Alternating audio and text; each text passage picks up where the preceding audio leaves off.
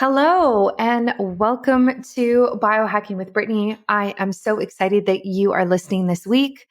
This week, I am diving into everything sexual biohacking, sexual health, and everything along those lines. I have Susan Bratton on the show with me.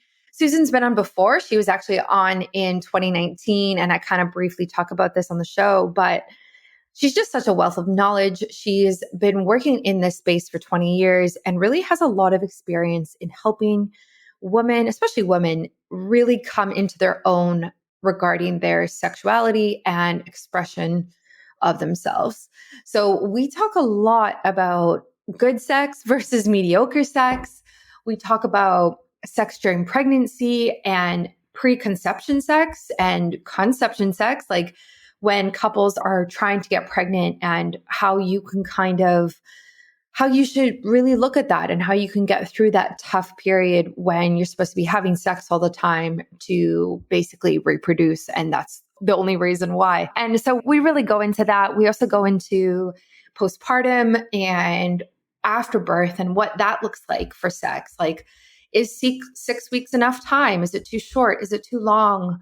What type of sex should we be having after birth and that type of thing. So I think it's really interesting to get her perspective on such a important time in women's lives. And we also talk about ecstatic home births, which is something I'm not super well versed in as of right now, but essentially they are births where you practice and work up to getting to the point where during labor and during birth, you actually orgasm while giving birth to your baby. So we dive into that. She talks about her friend who went through that situation and tried to have an ecstatic home birth. And it's very, very interesting. So I loved hearing about that. And it's also really cool just to hear about how different women are doing different things and really listening to their bodies. And that's kind of the take-home message of this is we need to slow down with our partners, whoever your partner is, or maybe even by yourself, and really just be gentle and ease ourselves into orgasms and sexuality or sexual health in general. I think sometimes intimacy can be rushed, especially in our society today. And it's nice to hear about different ways to kind of combat that. So it's less of a chore, less of a thing on the to-do list, and more of something that is worked on throughout the day and every single day. And sometimes it includes, like penetrative sex, and sometimes it doesn't. And just kind of going through that. So I think it was really interesting. And I learned so much from Susan. She's just fantastic. All of the resources from the show, which there's quite a lot, are linked in the show notes. So we talk about her sex life bucket list. So that's in the show notes. We talk about the different type of devices that you can use to really support your vagina in general, whether you're dealing with like dryness or it's hard for you to orgasm, things like that. We talk about FemiWave, some of these biohacking devices. Those will all be linked in the show notes and on my website as well. And before we dive in, I want to quickly shout out to the sponsor of this week, Biooptimizers. Thank you so much for sponsoring the show. I am stocking up on all of your products as I head off to Costa Rica soon. I personally use the magnesium and the sleep supplement right now. And I am definitely bringing digestive enzymes with me from Biooptimizers. So as everybody knows, when you travel, it's much harder to stay healthier. And these digestive enzymes really help because they help break down food. It just eases the burden that food can have on our digestive system. So it's got enzymes in it for dairy, for gluten, for all different types of proteins, carbohydrates, things like that. So it really just supports the digestive system in general. And it really helps me. So if I'm on the plane and I'm hungry and my only option is like some sort of pre-packaged wrap and I'm like in a pickle, so I eat this wrap, I will take it with digestive enzymes because, obviously it's processed food and there's sugar in there and there's processed carbohydrates in there and there's wheat and gluten and dairy and all the things I typically don't eat. So I'm really just all about protecting digestion when needed. And so that's why I love using it. It's like a really, really good backup plan. And I do this for everything. Like I take it to events. Like if I go to weddings, I take it when I travel. Absolutely. When I travel, I have a bottle in my car. If I go to restaurants, guys, I'm not kidding. I literally have these digestive enzymes everywhere. I give them to everybody who asks me, my family. Every member in my family has a bottle. So yes, I seriously, seriously do recommend them. So enjoy this episode. Stay tuned for another episode next week. I'm off to Costa Rica next week, which is just a little crazy to say out loud, but you can follow my stories on Instagram. I will be on Instagram the entire time, and you can follow my travel journey. If you don't follow me on Instagram already, my Instagram is at biohacking Brittany. I'm on TikTok, Facebook, everywhere, like just everywhere, but mostly TikTok or mostly Instagram, I would say is like my number one platform where I talk to my audience directly through DMs and comments as well. So check that out if you haven't, and stay tuned for another episode coming next week. Welcome to Biohacking with Brittany. I am so excited that you are listening this week.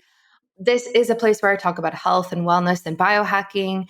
And sometimes that includes sexual health and sexual wellness. And my guest today, I actually had on the show back in 2019, back when I was first starting out. And to be honest, I didn't even really know much about sexual biohacking back then or sexual wellness in general. Like even putting those two words together, I kind of just didn't really understand. But we have Susan Bratton on the show. Susan, welcome to the show. Brittany, it's great to be back. I can't believe it was 2019. My God, where does the time go? And you know what? It's so funny. I started out really talking about sexual biohacking when no one knew what that was. And now I have a new distinction for you. So I think about biohacking as being kind of like when you're optimizing when biohacking really got its start, I think really with Dave Asprey, in the notion of taking where you were, but, expanding your lifespan and then expanding your health span. And now I like to talk to people about expanding their sex span so that they have ageless sexuality, because having intimacy, being close with someone and having great sex makes you live longer. And I mean, I can tell you all the neurotransmitters and the hormones and it makes you look 10 years younger than all your cohorts, which is enough for me.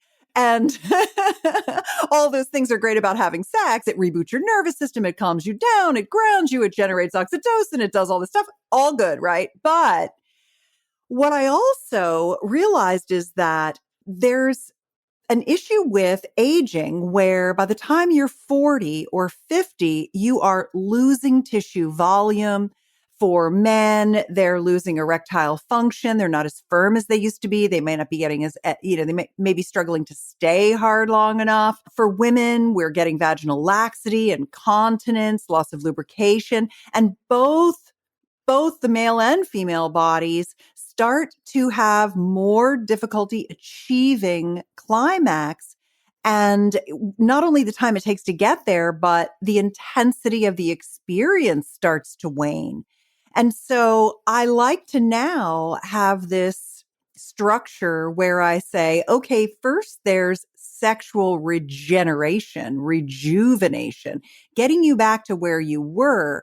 And then there's the notion of going even further, which is what I really think about with biohacking. It's like your genitals work better than anybody 20 years younger than you do. And that's where I've taken myself. That's what's going on with my body right now. It's better than it was when I was in my 30s and I'm in my 60s. So those are some new distinctions I thought you'd dig.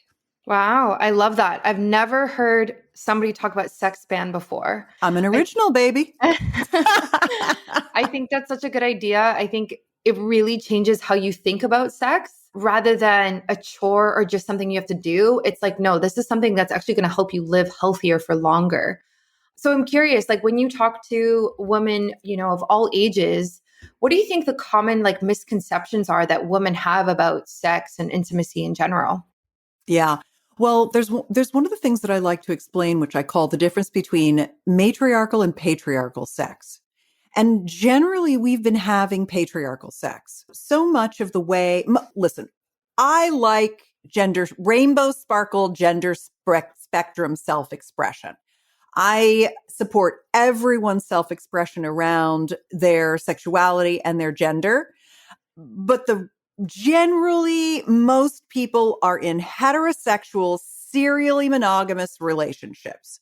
So when I'm talking about sex, I'm talking to the generally large bubble of people in the middle of the spectrum, not the people who are asexual or don't like sex, or the people who are like, I got to have it 3 times a day type of people. I'm really talking about your average bears.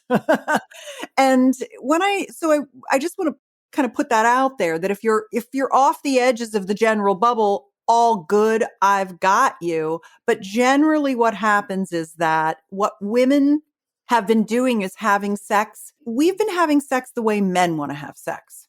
And we've been having sex that's influenced by pornography. Younger and younger guys now are like, hey, like, look, I want to do anal on the first date, kind of stuff like that. It's a little too much for us. And men have a lot of sexual competitive advantages, for example, and these color the kind of sex we end up having with our male bodied partner. And one of them is that they have a bath of testosterone every morning. And if they're healthy, they wake up with morning wood. So they wake up with an erection. They've had multiple nighttime erections if they're healthy. They wake up with an erection. And men are biologically wired to masturbate every day. So they're playing with their penises every day, thinking sexy thoughts, having orgasms every day, because they've got to keep that sperm topped off, because when we're ready, they got to replace themselves before they become in their planned obsolescence and die off. And so they also have another benefit, which is not just that they've got all this testosterone and they play with themselves every day and they're horny every day, but that they have something called fast acting hemodynamics, which means that the erectile tissue in their penis, like if you imagine a banana and the fruit inside the banana is erectile tissue, basically the penis is one giant balloon, and half of it sticks out and half of it goes inside their body. So double what you see. And that's how much erectile tissue a guy has. And it's 3 straight chambers that get the blood just can boom, flow into them, and boom, they've got an erection when they're healthy. And for women, we have the same banana's worth of erectile tissue. It's just a donut shape. It's circular and it's around our vagina, and it comes to a point at the top to the clitoral shaft and tip. But we have the same amount of erectile tissue, but it's in nooks and crannies. So it takes our arousal ladder is a slow walk, not a sprint. Our male-bodied partners are already ready to go. And we have this kind of religiously repressed idea that came from sex is only for procreation. So intercourse is the only kind of sex. So intercourse becomes the jewel in the crown of sexual possibility. And everyone's just so focused to get to intercourse that women never get the warm up they need to have fully satisfying intimacy of all kinds. Everybody looks at sex like there's foreplay and then there's sex. Sex means intercourse. And so we get miserable oral. We never get yoni massages. We don't get enough breast play. We don't get erotic kissing. We don't get full body touch. We certainly do not get enough petting and foot rubs. We don't get enough verbal adoration and encouragement. And these are the things that are the rungs on the bottom part of our arousal ladder. So we're going 0 to 60 with our male-bodied partners and wondering what's wrong with us, because leave it to women. We take the blame for everything. We're like, it must be me. I'm just the woman who can't have an orgasm from intercourse. I guess some women are lucky. They're born knowing how, but I just can't. And then their partner's like, well, I guess you can't, but we're still going to have intercourse. So you can have sex with me for a couple of decades, never have an orgasm, and I'll have orgasms every time. And we're going to think that's good sex, or that's okay. I just like to be close to him. Brittany, I call bullshit on the whole process. I'm like, let's get mama what she needs. Let's make women understand that everybody just needs to slow their roll so mama can catch up and get fully and completely turned on. Because I'll tell you another thing. This is like my personal dirty little secrety thought, which is, if we really gave women what they needed to get fully aroused and turned on, they're going to outsex us and come so much that they're not going to be happy with me. They're going to have a couple of lovers, because so I can't let her get to her sexual potential, because then she won't need me anymore. So I got to keep her oppressed. I know this all sounds, like really, I'm being a bit dramatic, but I'm being dramatic on purpose, because for a lot of women, they just think they can't, that it's just not, I guess it's good enough. I'll just use my vibrator afterward or whatever. And if I'm like, girl, no, you deserve so much more. You have so much more capacity. There's 20 kinds of orgasms you can have. And by the way, they are all learned skills. So you can do it and have it all. And I want you to. And by the way, your male-bodied partner can have 20 kinds of orgasms too. So why don't you guys just start learning together, instead of him, because he's testosterone dominant, thinking that he already has it all figured out. That makes guys, testosterone makes them horny and overly confident. They can't help themselves. It's not their fault. Honestly, I'm not blaming men. I'm just explaining what I think has happened in our culture with our sexuality, between the way the male and female bodies work, the way religiosity has spread, the way porn has spread, the way the movies depict sex, that all this stuff has conspired against the feminine sexual awakening. And I think that if we were all awakened and fully sexually self-expressed and having the great sex like I'm having, and that's what I like to do. That's what I spend my day doing, is teaching people through my books and programs what their sexual potential could really be like, so that they're like, oh man, yeah, I want to have that. This is bullshit. Yeah, I love that. I think I agree with so much of what you said. I think it's so easy to rush it, and it just kind of seemed like this thing that you have to do, and sex is over when the guy finishes type of idea, which is kind of like, I think how we're taught it when we're very young, when we first start having sex, like that's kind of the idea behind it. And you're right. It's very much for men, to be honest. Like it really is. There's no way when I was younger, I was having good sex at all. Like it was so quick. It was for men. It was like kind of in and out. You know what I mean? There was no foot rubs. There were none. Exactly. I would remember. That's bullshit. Yeah, that's bullshit. Exactly. We need our foot rubs, girl. Exactly. I read somewhere, I don't even know if this is true, but it makes sense to me. And that is that in the brain, that the sensory locations of the feet are very, very close to the clitoral sensations. And that's why we need it. But I honestly think it's just that it relaxes us so much. Yes. Yeah. I've heard that same thing. I want to ask you about couples who are trying to conceive. So I have a bunch of listeners. I mean, most of my listeners are women. They're in their 20s to 40s type of thing. And a lot of them are kind of on this like preconception journey. Maybe they're trying right now, or they will be trying soon. But all of my friends who do have babies have said, when you're trying to have a baby, you're recommended to have sex twice a day during ovulation every month. And it gets it's like a chore. You don't want to do it. There's so much pressure for the guy to finish. And so like, what are your recommendations around that when people are having a lot of sex in a short amount of time, but it's solely to like procreate? Yeah. It's a part of your sex life that's pure misery. Okay. Glad you're honest.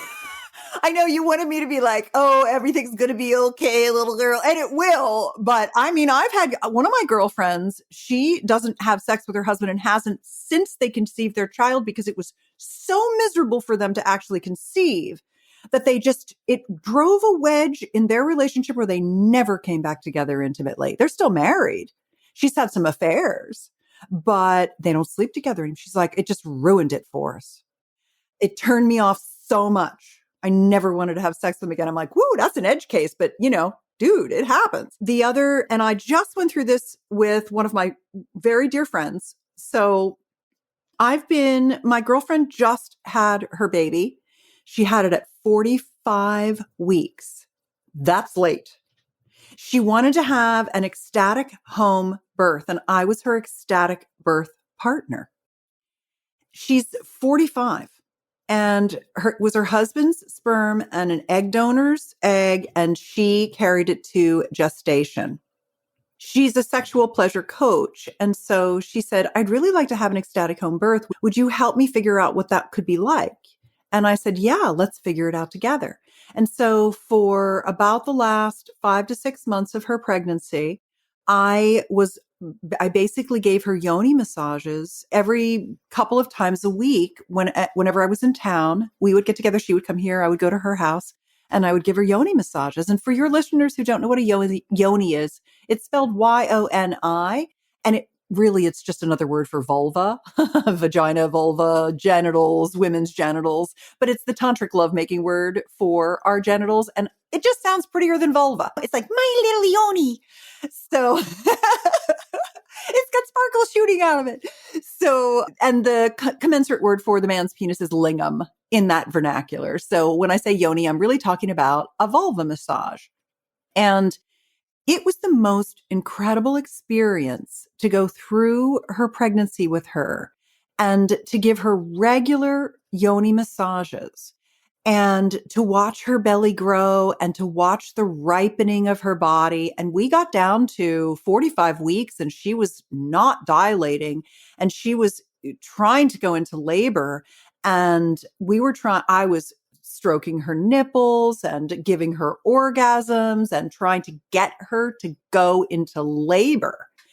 And it was just a beautiful experience. And then she started in labor and I was trying to give her pleasure while she was going through her contractions. And it was a pretty crazy experience for both of us. But oh my God, we became so close together. I mean, we have a bond, and it was so fun when I would start to give her orgasms. Her baby would just like start doing backflips inside her. I mean, that little girl was just really enjoying the sensations of everything.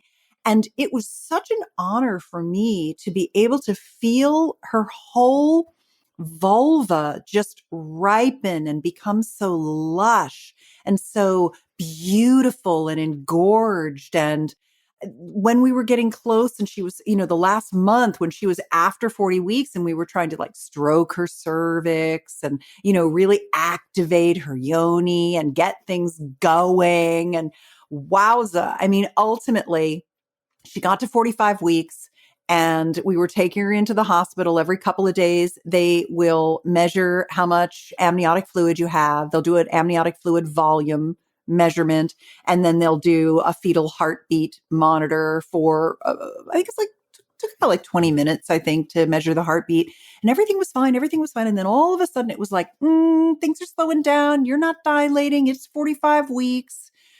Let's just do a C-section and get her out of here. And it was the picture of her in the hospital crying because she wanted that home birth so badly and to have to succumb to that C-section. And she knew it was the right thing. She didn't want to do it.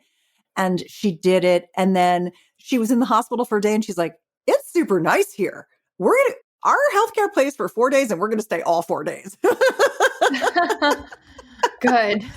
So it was really incredible. But one of the things she told me was, I literally have never had a man. My partners have been men. I've never had a lover, any partner who's ever touched anything but the tip of my clitoris and stuck his fingers or penis inside me.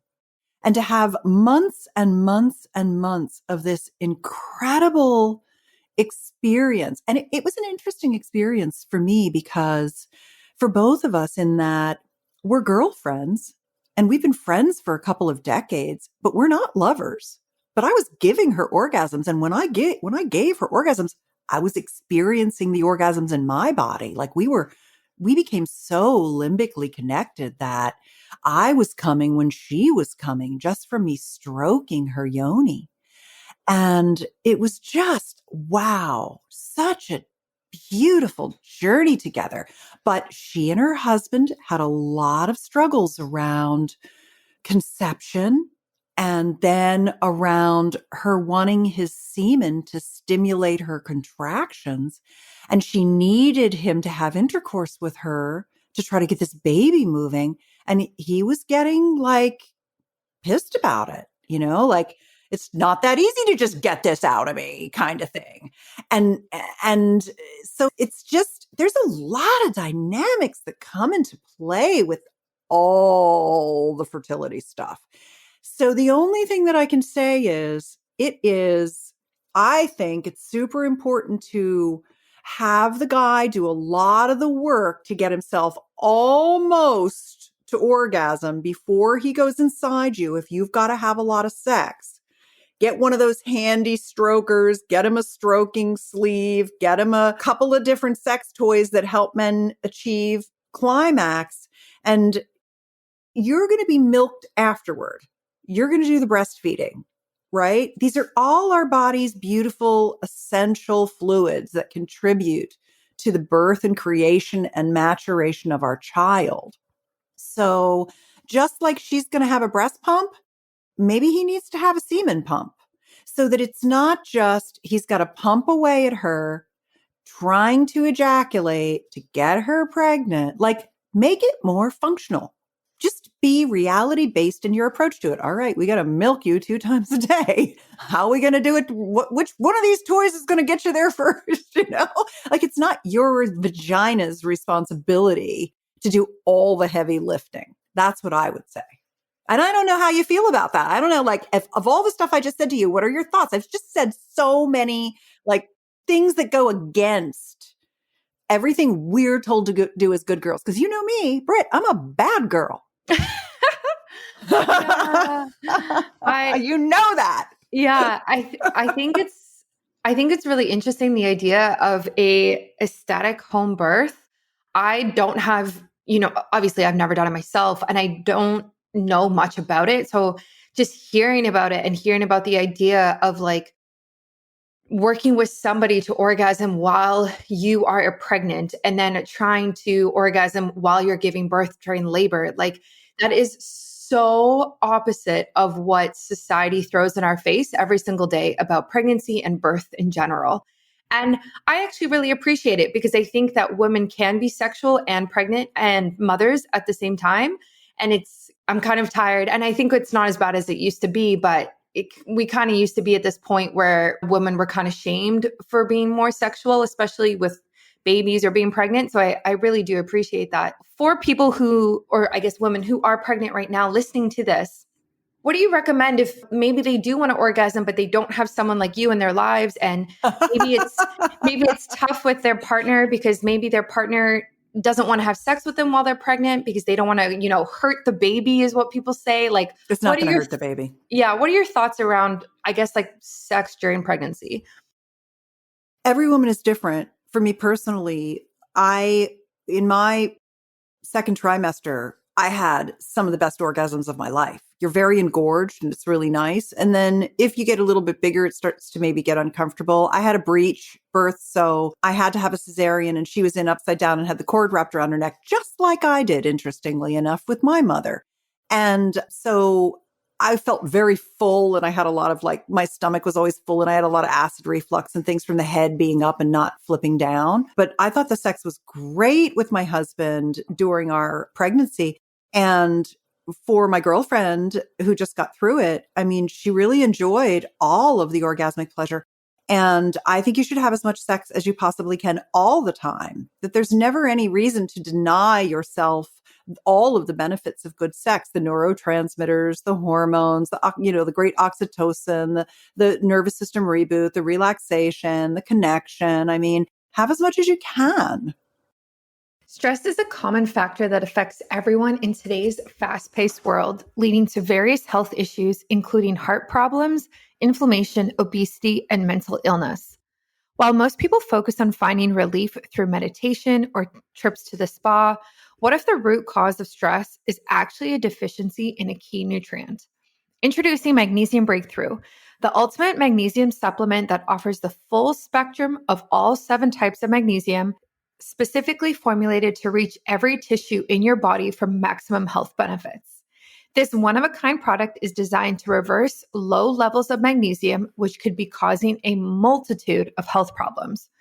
But what sets Magnesium Breakthrough apart is its ability to impact the release of stress hormones like cortisol and block the activity of more stimulating neurotransmitters, leading to a more peaceful and resting state. This means that this supplement acts like a brake on your body's nervous system, helping to calm and soothe, promoting a better quality of life. Simply go to magbreakthrough.com/biohackingbrittany to get 10% off Magnesium Breakthrough with the discount code biohackingbrittany. And for a limited time only, if you buy 3 bottles, you get an exciting gift with your purchase, which is blue light blocking glasses. This is a limited time offer for select orders, so don't wait. Go right now to magbreakthrough.com/biohackingbrittany and use my discount code biohackingbrittany at checkout. This will be linked in the show notes and on my website as well. I love that. And I totally agree with that. I want to kind of shift, like, I think pregnancy, sex during pregnancy is obviously important, but something that we hear a lot is like postpartum and post-pregnancy, post-birth. Doctors typically tell women that 6 weeks after they can start having sex again. There's so much like a controversy around this, and I can understand why, because some women just feel like, who are you to tell me when I should be having sex? And like 6 weeks feels like nothing. And those are early days. We're not sleeping. Like my body's not ready. So how do you recommend couples kind of go through that post-birth stage when a doctor might say, oh yeah, you're ready to go, when she might not feel like that? Well, I think there's a couple of things in there. The first is that you know your body better than anyone and you should listen to it. I wanted to say another thing about the ecstatic birth too before we moved on. And I'll circle back and answer this question. But one of the women, I don't know, have you heard of the Free Birth Society? So one of the women in the Free Birth Society is for people who want to have at-home births without medical intervention unless you have to. And I really respect the women of the Free Birth Society. I really respect the education that they give, how to navigate the hospital system if you want the minimal intervention, et cetera. And I live here in Marin, California, and Marin General has the most incredible hospital, the most incredible maternity care. They have baths, warm baths in all the rooms, so you can labor and have your child in the tub. And I mean, they're just so progressive here. It's just incredible. But not everybody has that either. So there was a woman in the Free Birth Society that my girlfriend was talking to who said that she had 9 children and she tried to have an ecstatic birth all 9 times. And it was finally in the 9th one that she actually was able to be so relaxed and so comfortable with birthing that she had an ecstatic experience and then was like, yep, I'm so glad I kept trying all these times. And so when I talk about ecstatic birth, that might make people feel pressured too. Like, oh shit, now I have to have an ecstatic birth. It's like, it's not enough that I'm carrying this thing for what's not 9 months. It's technically 10. And that was bullshit too. You know what I mean? Like everything seems like a big fat lie. And, it's just like everybody's agenda. So if there was some contraindication, I mean, why the 6 weeks? I feel like a lot of that kind of advice is you've got to do your research and check what's right for you. Why is it 6 weeks? What's the reason? Because everyone says it is? That's not a reason. That's not a justification for my logic. So I want to make my own decisions about what's right for me. And for a lot of women, that's way too soon. And for some women, that's too long. And you have to know what's right for you. But to me, it goes back to what's your sex like? If you don't want sex, it's probably because it's shitty. So how do you know what I mean? I love that. Let's call it like it is. This is what I do, right? Yeah. That's why you got me back on here. Because this is what I do. So I feel like it could be your opportunity to be like, dude, there's some new rules in town. Mommy's making some new rules. First thing is, I get 3 pussy massages a week. And we see if that's working. And we've got to rejuvenate my yoni. And I need a lot of full body touch, and I need a lot of comforting, and I need a lot of breaks. And I'll let you know when I want you inside me from this day forth. And here's what I need to want that. And what I need to want that is a lot more adoration and appreciation, a lot more full body touch, a lot slower warm up, way more foreplay. And I want 3 yoni massages a week, and I will lie down and allow you to learn how to do them to me, and we will work together to get there. And if I feel like having intercourse after that, I'll let you know. And if I don't want any pressure. If you had that relationship with your partner and they're like, oh shit, I better do a good job with those yoni massages if I ever want to get inside there again. Guys would step up to the plate and give us the engorgement and the touch that we needed to actually want them inside us.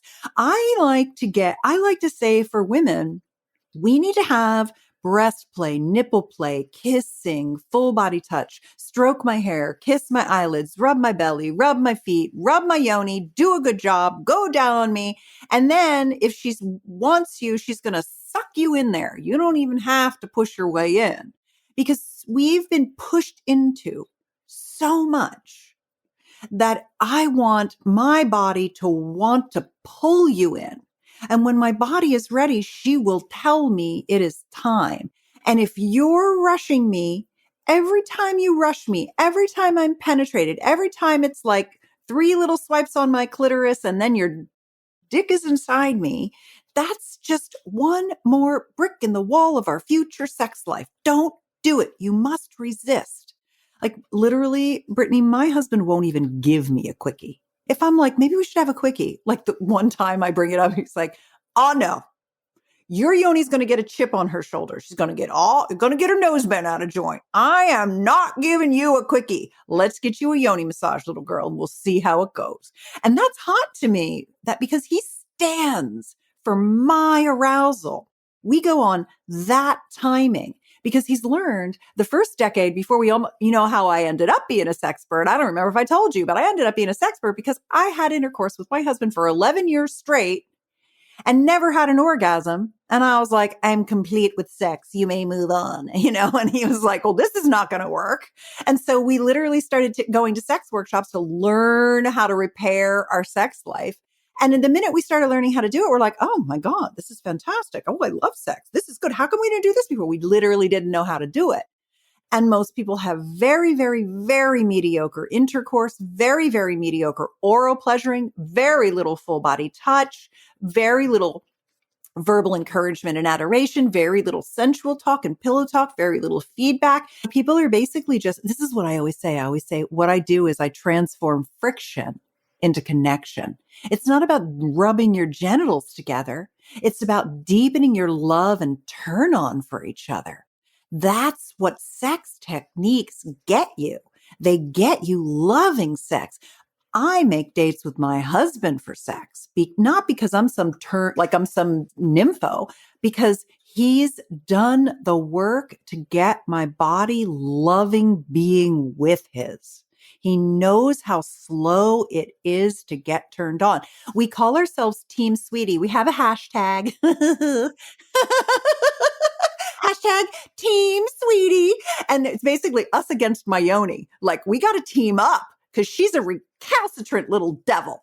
And, she just takes forever to get turned on. And I am not unique. That's your Yoni too. It's how women's bodies work. And so I really like to stand for women's arousal and just nurturing us into what we need. Husbands that do that, their wives are going to be like, it's been 5 weeks. I feel good. Let's go. Give me a yoni rub. I want to make out with you. Play with my boobs. It's awesome. I love that. I love how encouraging that is. I just think it's so important to explore and try new things and really just like take your time with it. And that's like everything that you said, whether regardless of where you are in your own health journey, pregnant, not pregnant, whatever it is, it's just about like the intimate part, like not necessarily just like straight penetration. Okay, it's over in 5 minutes. It's like, no, let's start with different massages throughout the week and intimacy, and foreplay starts when you wake up in the morning and those types of things. I think it's just so important. So if you had any last words of advice for women listening regarding Sexspan and sexual health in general, what would you say? Well, there's two things that I'm thinking about. One is kind of a like what to do, and another is more of a health thing. Can I give you two instead of one? Okay. Good. Thank you. The first one would be that no matter where you are in your sex life, I just created this thing. I told you about this, the sex life bucket list. Yeah. Do you remember that? I think I sent it to you. So Sex Life Bucket List is at sexlifebucketlist.com. It's free. I created it because what I realized is that although people love my sex techniques and my bedroom communication skills, they really are just like, Suze, just tell me what to do. Just tell me what to do. This is like my daughter. She's so cute. She's 25, almost 26. And she's like, Mom, usually 99% of the time she knows what to do. She knows what she wants. And every once in a while she's like, Mom, just tell me what to do. And so the Sex Life Bucket List is just, Suze, tell me what to do. And it is 48 erotic play dates that you can have. And a lot of them you can have if you don't have a partner, but all of them you can do if you have a partner. So it gets you out of the, what I call grab a boob and stick it in type of sex life, right? Everything we've been talking about, which goes against what women need and is really it's just paced to the guy. And it gets you into doing new things in the bedroom together, whether it's learning any one of the 20 kinds of orgasms, like crossing the gasm chasm, having penetration orgasms from intercourse without even touching the tip of your clit. Putting his penis inside your vagina gives you orgasms. How do you do that? It's just a learnable skill. So that could be a really good play date to where you start to practice the things that it takes to cross that or to close that orgasm gap, the gap between how easy it is for him and how hard it is for you. So there's role play, there's lingerie fashion shoots, there's all these really fun ideas, because what I found is that most guys are like, hey, babe, do you want to have sex? And you're like, no. Why would I want to have sex? Like, I'm literally sitting here having a glass of Chardonnay and watching my show. Like you're not there. And so he's making you this giant offer and you aren't just not even there, and he's ready to go. And that's what happened. And then he's like, she never wants to have sex, man. She's so frigid. Maybe she's a lesbian, or whatever they're thinking, because it couldn't be their fault. And so this gets away from the grab a boob and stick it in. Hey, do you want to have sex? It teaches you how to have all kinds of fun and erotic adventures, erotic play dates together, and you increment your sexual skills together. It generates new relationship energy. It keeps your sex life getting better all the time instead of being stale and predictable and frankly, not that great.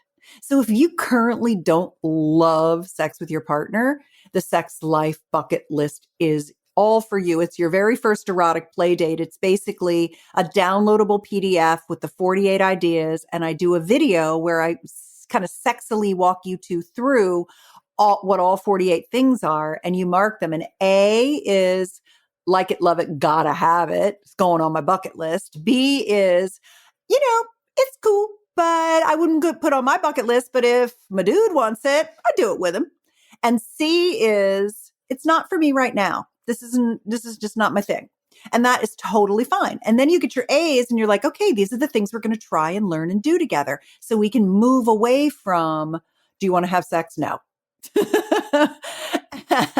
And then the other piece of it is the health thing. And that is that there are a lot of women who are having laxity, loss of lubrication, incontinence, loss of orgasmic potential. Their vagina doesn't feel like it just is not responsive. And there's a biohacking device that I like.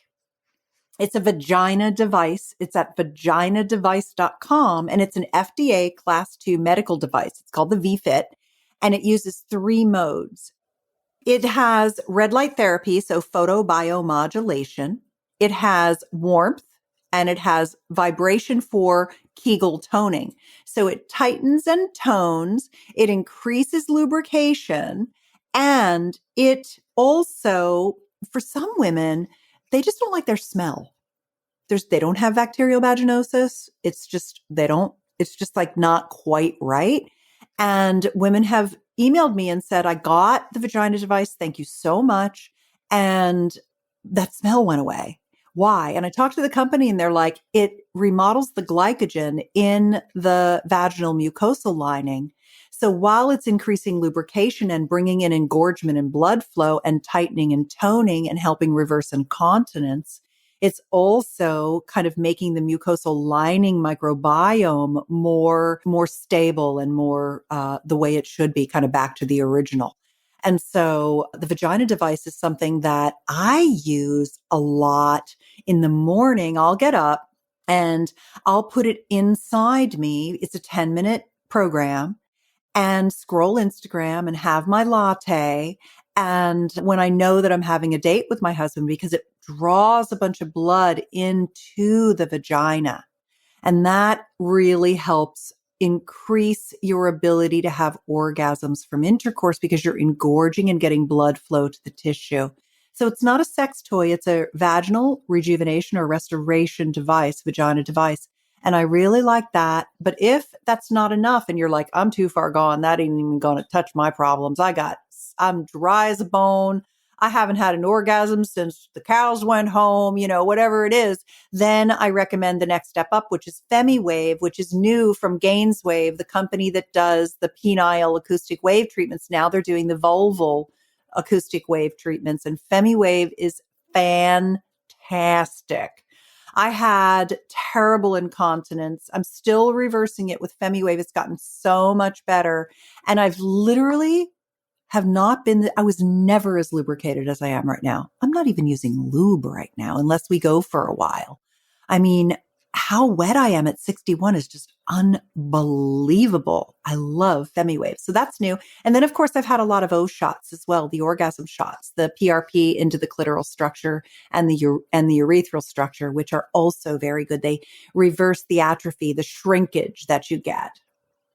Right. That's awesome. I'm going to link to all of that in the show notes for everybody listening. I just think those are such good resources and biohacks for women, depending on where they are in their life and kind of like the symptoms and situation that they're dealing with. So thank you so much for talking about those, because I think it is important to educate women that there are actual solutions. You don't have to just kind of like settle for dryness or mediocre sex. So I really do appreciate that.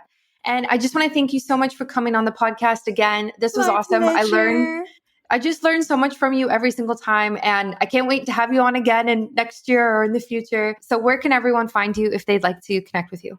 Sure. By the way, I love being on with you too, Sweetie Pie. You're just such a doll. I'm just so proud of everything you've done with your businesses and your brands, and just you have so many great fans. And thank you for bringing me on to talk about this. You are an intrepid biohacker.